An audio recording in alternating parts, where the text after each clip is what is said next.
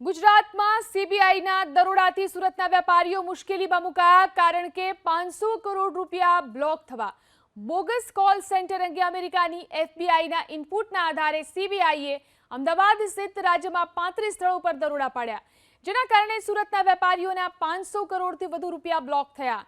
તો હવે નાણાં બ્લોક થવાના વિવાદમાં નવો વિવાદ ઊભો થયો છે.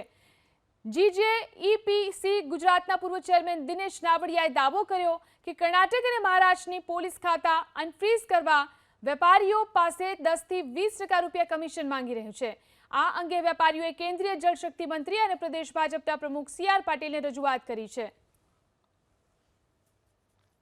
પણ અમે માંગણી કરીએ છીએ ગુજરાત રાજ્ય સરકાર આગળ કે તાત્કાલિક આ વખતે પણ આવા સ્ટેપ લઈ અને આ લોકો જે ફસાયેલા છે એમને આ એકાઉન્ટ ચાલુ કરાવી અને દિવાળીનો જે મુશ્કેલીનો સામનો કરી રહ્યા છે, મંદીનો સામનો કરી રહ્યા છે, એ લોકોના એકાઉન્ટમાં અત્યારે પૈસા સીધ વેપાર નથી કરી શકતા, કોઈને પેમેન્ટ નથી કરી શકતા.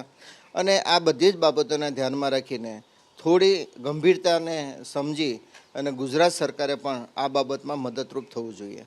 ગઈકાલે જે લોકો રજૂઆત કરવા માટે આવેલા એમાં તો ઘણા લોકોએ પૈસા આપીને પોતાના એકાઉન્ટો પણ ચાલુ કર્યા છે અને બાકીના એકાઉન્ટોને બેંક દ્વારા નોટિસ આપવામાં આવે છે અને એનો કંઈ પણથી કોન્ટેક્ટ કરીને તમને જ્યારે બેંક દ્વારા નોટિસ આપવામાં આવે ત્યારે અમે લખ્યું કે આ પોલીસ સ્ટેશનમાંથી સૂચના મળી છે, તમે એ પોલીસ સ્ટેશનનો સંપર્ક કરો ત્યારે રીતસર તમારે પૈસા માગવામાં આવે છે અને પૈસા આપો એટલે ખાતું તમારું ઓપન થઈ જાય.